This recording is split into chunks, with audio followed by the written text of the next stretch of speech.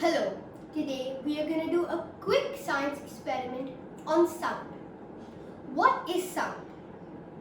The vibrations that travel through air or any other medium and reaches a person's or animal's ear is sound.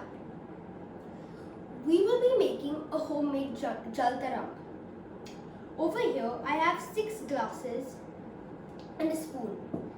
Each of these glasses are filled with different levels of water, and I will be playing a song by banging the spoon against these glasses. Our aim of this experiment is to find out why each of these glasses produce a different sound.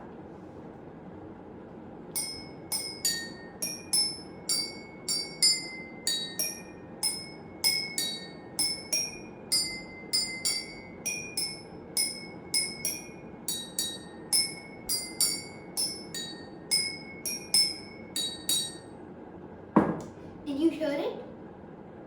So each of these glasses produced a different sound. That happened because the pitch of the sound depends on the speed of the vibrations. The glass full of water slowed down the vibrations, and thus we heard a low pitched sound. The glass with no water let the vibrations move freely, and we heard a high pitched sound. Thank you.